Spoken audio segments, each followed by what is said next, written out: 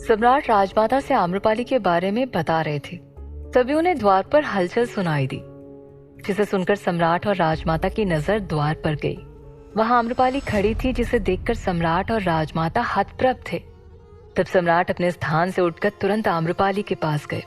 आम्रपाली ने सम्राट की सारी बातें सुन ली थी, जिसकी वजह से वो कुछ नहीं बोल रही थी, लेकिन उसके चेहरे के भाव बता रहे थे कि सम्राट उसके बारे में क्या सोचते हैं। ये सुनकर उसे अपने कानों पर मानो यकीन ना हुआ हो। सभा के बाहर भीड़ सी लगी थी। सब आम्रपाली के पास आने पर उसके पीछे पीछे आ चुके थे। सम्राट ठीक आम्रपाली के सामने खड़े थे और आम्रपाली सम्राट के सामने थी। दोनों ही प्रेम भरी मायूस नजरों से एक दूसरे की तरफ देख रहे थे। दोनों ही कुछ नहीं कह पा रहे थे। तभी विशाखा, जो कि आम्रपाली के पीछे खड़ी थी, उसने गंभीर लहजे में कहा, सम्राट, देवी आम्रपाली। विशाखा ने बस कहना ही शुरू किया था तो सम्राट ने आम्रपाली की आंखों में देखते हुए उसकी तरफ शांत रहने का इशारा कर दिया। इस इशारे को देखकर विशाखा चुप हो गई, लेकिन उसके बगल में खड़ा सोम आम्रपाली और सम्राट को अपलक एक दूसरे की तरफ देखते हुए देखकर क्रोधित हो रहा था। उसने मन में कहा, कितनी मुश्किल से आम्रपाली को लेकर महल से बाहर निकल पाया था, लेकिन इस विशाखा ने सब कुछ खत्म कर दिया। ना ये मिली होती और ना ही आम्रपाली वापस महल आती।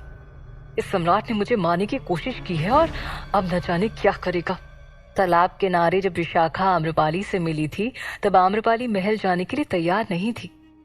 वो विशाखा को महल जाने के लिए बोलकर सोम के साथ वहां से वापस आगे बढ़ रही थी, लेकिन विशाखा भी जानती थी कि आम्रपाली किस बात पर महल वापस जाएगी। इसलिए उसने आम्रपाली को रोका और कहा, आपके कहने पर हम तो चले जाएंगे, लेकिन सम्राट, उनका क्या होगा? आपने एक बार भी सोचा है इस वक्त उनका क्या हाल हो रहा होगा? आपको अंदाजा है? बिना सच जाने आप वहां से चली गई, लेकिन सम्राट को कौन बताएगा कि आपने किस वजह से इतना बड़ा फैसला लिया? आम्रपाली विशाखा की बात से सहमत थी और उसके सवालों पर विचार करने लगी। तो विशाखा ने आगे कहा, ठीक है, आपको जाना है तो जाइए। आप चाहती हैं कि हम किसी से कुछ भी ना कहें तो हम चुप रहेंगे, लेकिन अपने मित्र के साथ न्याय करने के लिए आप उस सम्राट के साथ अन्याय करने जा रही हैं, जिन्होंने दिन रात सिर्फ आपके हित और रक्षा के बारे में सोचा है। एक के लिए न्याय चुनकर आप दूसरे के साथ अन्याय कर रही हैं। यदि आपको लगता है कि सोम असुरक्षित है तो महल छोड़ देना एकमात्र उपाय नहीं है। बाकी आपके पास अभी भी वक्त है, आप वापस लौट कर आ सकती हैं। अन्यथा बाद में यदि सच का पता चला और ये पता चला कि सोम पर सम्राट ने नहीं बल्कि किसी और ने आक्रमण किया था, तो शायद आप कभी अपने आप को माफ नहीं कर पाएंगी।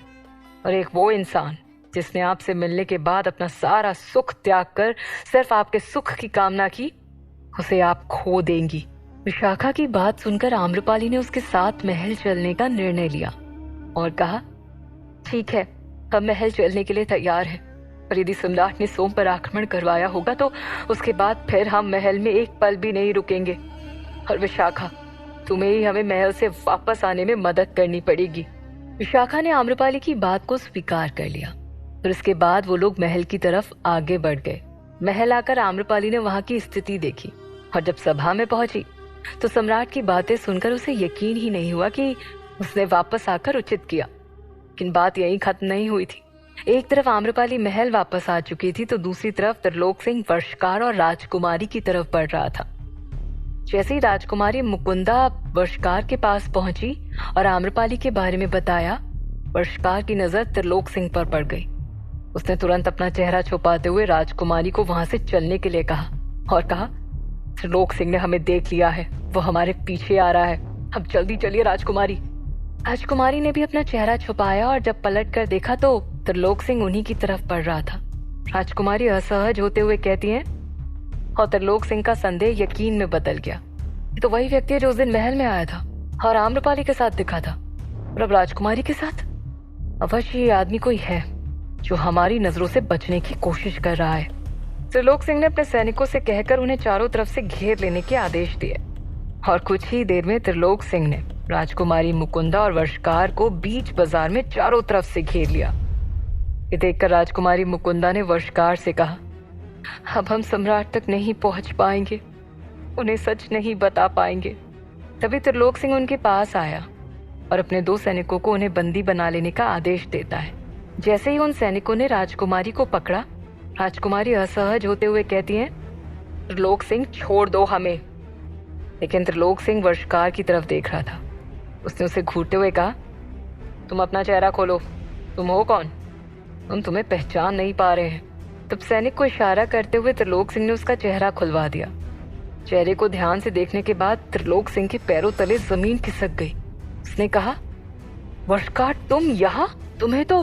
कहते हुए त्रिलोक सिंह बोलते बोलते रुक गया और उसने चारों तरफ देखा। फिर अपने सैनिकों को कठोर स्वर में आदेश देते हुए कहा, इन दोनों को अभी बंदी बनाकर हमारे साथ ले चलो, मगर ध्यान रहे सम्राट और राजमाता की नजर इन पर नहीं पड़नी चाहिए। राजकुमारी मुकुंदा और वर्षकार दोनों ही अपने आप को छुड़ाने की कोशिश करने लगे। राजकुमारी ने त्रिलोक सिंह से कहा, छोड़ दीजिए हमें, अन्यथा आपके लिए इसका परिणाम उचित नहीं होगा। तो त्रिलोक सिंह ने कहा, राजकुमारी, जब तक हमारा कार्य पूर्ण नहीं हो जाता हम आपको नहीं छोड़ सकते। और अब तो आपके साथ वर्षकार है, इसका मतलब आप सारा सच जान चुकी हैं। आपको छोड़ देना हमारे लिए खतरे से खाली नहीं है। तभी एक उड़ती हुई तलवार त्रिलोक सिंह के घोड़े के पैर के पास आकर धंस गई, जिसकी वजह से घोड़ा घबराकर उछाल मारने लगा, जिससे त्रिलोक सिंह अपना संतुलन नहीं बना पाया और वो वहीं जमीन पर गिर पड़ा। इससे पहले वो खुद को संभाल पाता, उसके सामने आकर अंतेई नाग खड़ा हो गया। उसे वहां देखकर त्रिलोक सिंह की आंखें फटी की फटी रह गईं। राजकुमारी मुकुंदा के चेहरे पर खुशी की लहर दौड़ पड़ी। उसने चिल्लाते हुए कहा, अंतेई नाग, हमें जल्द से जल्द सम्राट के पास ले चलो। आम्रपाली और सम्राट की जिंदगी का सवाल है और इस त्रिलोक सिंह को छोड़िएगा मत। अंतेई नाग ने राजकुमारी मुकुंदा की तरफ देखा और विनम्र स्वर में कहा, निश्चिंत रहिए राजकुमारी, सम्राट का आदेश था कि आपको सही सलामत राजमहल तक पहुंचाना है और सम्राट का आदेश ही मेरे लिए सब कुछ है। इसके बाद अंतेई नाग ने सीधे त्रिलोक सिंह पर वार कर दिया। जहां अंतेई नाग राजकुमारी और वर्षकार को बचाने पहुंच गया था, तो वहीं आम्रपाली को वापस महल में देखकर कुछ देर तक सम्राट और आम्रपाली एक दूसरे को इसी तरह निहारते रहे। और फिर सम्राट ने अपनी चुप्पी तोड़ी और नरम लहजे में कहा, ऐसा क्या हो गया था आम्रपाली जो आप बिना बताए हमें छोड़कर चली गई? तब आम्रपाली ने अपने पीछे की खड़ी भीड़ की तरफ देखा और सम्राट से कहा, अगर बात हमारे और आपके बीच हो तो उचित होगा। इसी दौरान आम्रपाली के वापस लौटने की बात सुनकर रानी चेलना और कौशला देवी भागते हुए सभा के अंदर आए। वहां आम्रपाली को देख रानी कौशला देवी का खून खौल उठा। वो सोम की तरफ घूरते हुए देखने लगी। सोम ने अपनी नजर कौशला देवी से चुरा ली। दोनों ही रानियां वहीं खड़ी थीं। तभी सम्राट ने सभा के द्वार के बाहर खड़े द्वारपालों से दरवाजा बंद करने के लिए कहा। इसके साथ ही उन्होंने मुख्यमंत्री वसुदेव के अलावा अपने दिग्गज मंत्रियों को भी वहां से जाने के लिए कह दिया। द्वार बंद होते ही पूरी सभा में सन्नाटा पसर गया। वहां सिर्फ सम्राट का परिवार था। सम्राट और आम्रपाली के अलावा राजमाता, दोनों रानियां, सोम और विशाखा।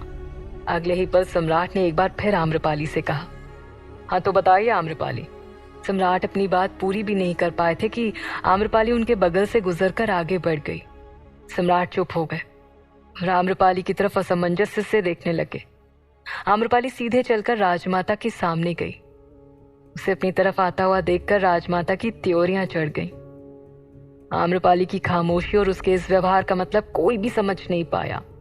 अगले ही पल आम्रपाली राजमाता के सामने घुटनों के बल झुककर बैठ गई और एक याचिका की तरह हाथ जोड़कर कहती है, राजमाता, तुम जो भी कुछ कहने जा रहे हैं हम नहीं जानते उससे आप पर क्या असर होगा, लेकिन इतना अवश्य जानते कि आप जो भी कुछ करेंगी निष्पक्ष करेंगी। उसकी दलीलें सुनकर राजमाता ने गंभीर स्वर में कहा, कहना क्या चाहती हो तुम? तो आम्रपाली ने कहा, राजमाता न्याय चाहते हैं और वो भी निष्पक्ष। आम्रपाली क्या कह रही थी ये सोम समझ चुका था, इसलिए उसके चेहरे की चमक बढ़ गई और उसने मन में कहा, वाह आम्रपाली, आपने तो किस्सा ही बदल दिया, सीधे राजमाता से ही न्याय मांग बैठी। तभी सम्राट आम्रपाली के पास आए और कहते हैं, ये सब क्या है आम्रपाली? आम्रपाली ने राजमाता की तरफ देखते हुए जवाब दिया, राजमाता, अब तक न्याय सम्राट करते आए थे, लेकिन जब आरोप खुद सम्राट पर लगे हों तब कौन न्याय करेगा? कहिए राजमाता, आप क्या न्याय करेंगी? आप निष्पक्ष न्याय के लिए जानी जाती हैं। आपने हमेशा जो उचित था उसी का साथ दिया है, पर आज सवाल आपके पुत्र का है, तो क्या आप न्याय कर पाएंगी? आम्रपाली सम्राट के लिए ये सब कुछ कह रही थी, जिसे सुनकर राजमाता ने मजबूती के साथ कहा, आरोप? लेकिन कैसा आरोप, वो भी सम्राट पर? राजमाता के साथ साथ वहां खड़ी दोनों रानियों के मन में भी यही सवाल था और सम्राट भी कुछ नहीं समझ पाए थे। तब आम्रपाली ने कहा, हाँ राजमाता, आपके पुत्र पर आरोप है। हमारे मित्र सोम को जान से मारने का आरोप उन पर लगा है। ये सुनकर राजमाता की आंखें फैल गई। उनके साथ साथ सम्राट और दोनों रानियां हतप्रभ थी। आम्रपाली की बात सुनकर सोम भी उसके बगल में आकर कुछ इस तरह से खड़ा हो गया मानो वो वाकई में निर्दोष है। आम्रपाली ने कहा, राजमाता, ये बात ऐसी है जो यहाँ खड़े किसी भी व्यक्ति के लिए यकीन करना मुश्किल हो, परंतु यही सच है और बात सम्राट पर आई है, इसलिए हमें ये सब सभा के सामने कहना उचित नहीं लगा। तो आम्रपाली ने राजमाता से एक बार फिर पूछा, तो बताइए, क्या आप न्याय करेंगी? जैसे ही आम्रपाली ने अपनी बात पूरी की तो सम्राट ने कहा, यदि ऐसी बात थी तो आपको हमसे आकर कहना चाहिए था आम्रपाली, और हम तो पहले से ही इस बात की जांच पड़ताल कर रहे थे। सम्राट ने इतना कहा ही था कि सोम को देख आम्रपाली ने सम्राट से कहा, सम्राट, क्या सच है क्या झूठ, इसका फैसला राजमाता करेंगी, क्योंकि हमें यदि आप पर भरोसा है तो हमें सोम पर भी है, और कौन सच कह रहा है और कौन झूठ, इसका फैसला करने वाले हम नहीं, राजमाता हैं। वो ही आप दोनों का फैसला करेंगी। कहते हुए आम्रपाली राजमाता की तरफ देखने लगी, जो कि एक रहस्यमयी खामोशी के लिए उसकी बातें सुन रही थी। तब सम्राट ने कहा, आम्रपाली, समझने की कोशिश कीजिए। वहां खड़ी कौशला देवी को ये सब देखकर अब आनंद आ रहा था, लेकिन रानी चेलना को ये सब ठीक नहीं लग रहा था। वो कौशला देवी के कान के पास जाकर फुसफुसाते हुए कहती हैं, रानी कौशला देवी, यह आम्रपाली ने तो आज सम्राट पर ही आरोप लगा दिया। हमें कुछ कहना चाहिए, हम इस तरह शांत नहीं बैठ सकते। रानी कौशला ने तुरंत रानी चेलना से धीमे स्वर में कहा, अरे नहीं रानी चेलना, अभी हमारे कहने का वक्त नहीं है। हम जब आपको कहेंगे तब कहिएगा, लेकिन हम ऐसे तमाशा भी तो नहीं देख सकते ना। चेलना ने कहा। तो कौशला ने कहा, तमाशा ही तो है, एक नगरवधू से उम्मीद भी क्या की जा सकती है। लेकिन देखो ना, अब तक जो राजनीति की कक्षा में पढ़ रहे थे उसे सामने देख भी रहे हैं कि भावनाएं ही हमारी सबसे बड़ी दुश्मन होती हैं, और आम्रपाली उसी में ही उलझी हुई है। बेचारी न सम्राट को दोषी घोषित कर पा रही और ना ही सोम को मुसीबत में देख सकती है। वो भी करे तो क्या करे, इसलिए राजमाता की शरण में चली गई। लेकिन उसे नहीं पता कि राजमाता कभी भी अपने पुत्र के खिलाफ नहीं जाएंगी। आज आम्रपाली को एक बार फिर राजमाता महल से बाहर निकाल देंगी। कौशला चेलना से ये बात पूरी बोल भी नहीं पाई थी कि अगले ही पल राजमाता ने अपना फैसला सुना दिया और कहा, ये मगध का सभागार हमेशा न्याय के लिए जाना जाता है और जाना जाएगा। यहाँ जो भी आया है उसकी समस्या का निराकरण भी हुआ है और उसे न्याय भी मिला है, फिर चाहे वो कोई भी हो। यदि तुम हमारे सामने न्याय की गुहार कर रही हो तो अवश्य ही न्याय मिलेगा उसे जो निर्दोष है। ये बोलकर राजमाता ने एक बार सम्राट की तरफ देखा और फिर सोम की तरफ, जो उन्हें ऐसे देख रहा था मानो उसके साथ बहुत अत्याचार हुआ हो। तब राजमाता ने कहा, यहाँ सच और झूठ का फैसला होगा और आरोपी को सजा मिलेगी, फिर चाहे वो कोई भी हो। देखना ये होगा कि राजमाता अब क्या करती हैं। क्या राजमाता कर पाएंगी न्याय? क्या वो सोम का झूठ पता लगा पाएंगी? क्या होगा जब सभा में वर्षकार और राजकुमारी दोनों एक साथ पहुंचेंगे?